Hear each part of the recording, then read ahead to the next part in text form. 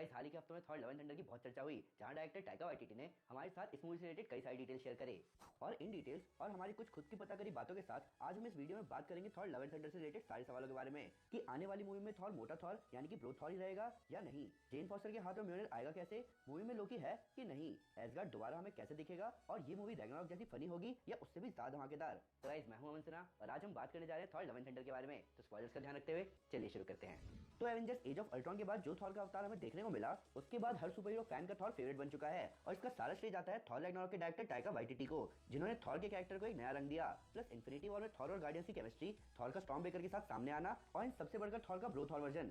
MCU खुद तो बदल ही रहा है और उसके साथ साथ थॉर और भी ज्यादा बदल रहा है। पर इन सारी चीजों के बारे में बात करने से पहले बात करते हैं इस बारे में कि थॉर लव एंड थंडर शुरू कहां से होगी। तो इस सवाल का दूसरा वर्जन ये है कि आखिरी बार हमने थॉर को एवेंजर्स एंड गेम के अंत में गार्डियंस के साथ जाते हुए देखा था।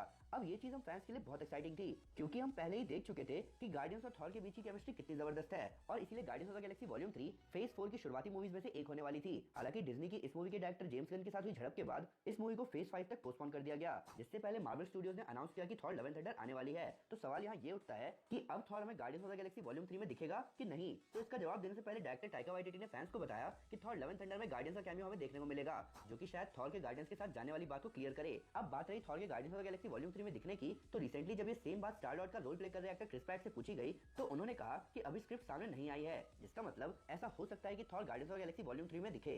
दूसरा, इस मूवी से जुड़ा हुआ सबसे बड़ा सवाल ये है कि मूवी में म्योनिर वापस आएगा कैसे। तो पिछले साल जब कॉमिक कॉन में ये अनाउंस किया गया कि नैटली पोर्टमैन जेन फॉस्टर के रोल में वापस आ रही हैं, तो डायरेक्टर टाइका वाइटिटी ने उनके हाथ में म्योनिर दिया और ये अनाउंस किया कि हमें जेन फॉस्टर की माइटी थॉर इस मूवी में दिखेगी। पर इस चीज से कई सवाल भी सामने आते हैं, जिनमें से सबसे बड़ा सवाल था कि जैसे कॉमिक्स में जेन फॉस्टर म्योनिर उठाकर थॉर बनती है, वैसे मूवी में अब म्योनिर आएगा कहां से। थॉर का चहेता म्योनिर थॉर रैग्नारॉक के शुरुआती पलों में ही गुड़ की तरह टूट गया था, तो अब जेन फॉस्टर उठाएगी क्या। तो इसका जवाब हमें मिला रिसेंटली सामने आए थॉर लव एंड थंडर के कंसेप्ट आर्ट में, जहां हम देख सकते हैं टोन्सबर्ग के नए एसगार्ड के एक हिस्से को।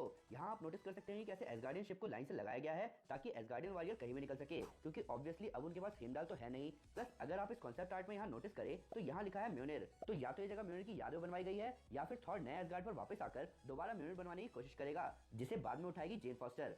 इसके बाद फैंस का बड़ा सवाल ये था कि मूवी में कौन है और कौन नहीं। तो इसका सिंपल आंसर है कि मूवी में जेन फॉस्टर होगी अपने माइटी थॉर अवतार में, जिनके साथ टेसा थॉम्पसन की वेलकरी भी होगी। पर एक कैरेक्टर जिसे टाइका वाइटिटी ने क्लियरली बोला है कि वो नहीं होगा, वो है मोटा थॉर। मैं ये नहीं कह रहा कि थॉर इस मूवी में नहीं होगा, मैं ये बता रहा हूँ कि थॉर इस मूवी में मोटा नहीं रहेगा। रिसेंटली हुई थॉर रैग्नारॉक की स्क्रीनिंग में टाइका वाइटिटी ने ये क्लियर कर ही दिया कि अब थॉर वापस अपने शेप में आ जाएगा। और ये बात सुनकर हम फैंस थोड़े खुश जरूर हुए, क्योंकि हम में से कुछ फैंस को लग रहा था कि एवेंजर्स एंड गेम में हमारे फेवरेट कैरेक्टर को मोटा दिखा के स्टूडियो ने कुछ गड़बड़ जरूर करी है। पर अब जब थॉर वापस अपने शेप में होगा, तो हम उम्मीद कर सकते हैं कि थॉर हमें यहाँ पे अपने फुल पोटेंशियल में दिखेगा। इन सब के ऊपर जब डायरेक्टर टाइका वाइटिटी से लोकी के बारे में पूछा गया, तो वो कुछ क्लियर आंसर नहीं दे रहे थे। अब जैसा कि आप जानते हैं कि आने वाली डिज्नी प्लस सीरीज में दिखाया गया लोकी मेन एमसीयू टाइमलाइन का लोकी नहीं है, जिसका मतलब अगर वो लोकी इस टाइमलाइन के थॉर से मिलता है तो कंफ्यूजन थोड़ी बढ़ जाएगी, क्योंकि जिस लोकी को थॉर जानता है वो बदल चुका था। जबकि इस लोकी की बात करें तो उसने आखिरी बार हल्क से पिटाई खाई थी, जिसका मतलब वो थॉर को देख के उतने ही गुस्से में होगा जितना वो पहले था।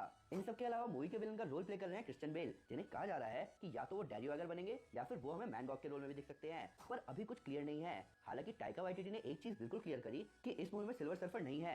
अब वैसे तो हम सिल्वर सर्फर को एक्सपेक्ट कर भी नहीं रहे, तो उन्होंने सिल्वर सर्फर का नाम लिया ही क्यों। प्लस रिसेंटली लेडी सिफ का रोल प्ले करने वाली एक्ट्रेस जेमी अलेक्जेंडर ने फैंस को क्लियर कर दिया कि वो भी थॉर लव एंड थंडर में होंगी।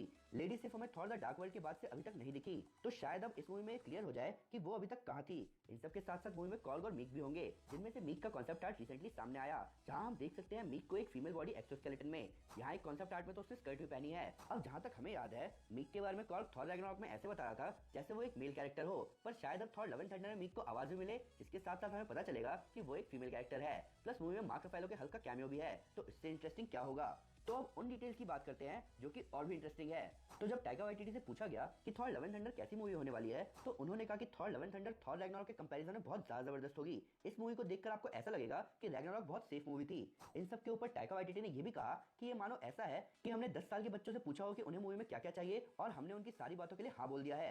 और टाइका तब भी नहीं रुके, उन्होंने यहाँ तक ये भी कहा कि मूवी में स्पेस शार्क भी है और बीटा रे बिल के बारे में भी कुछ झलक मिल सकती है। तो अगर टाइका वाइटिटी की कई सारी बातें सही मानी गई, तो इस हिसाब से ये मूवी बहुत जबरदस्त मानी जाएगी।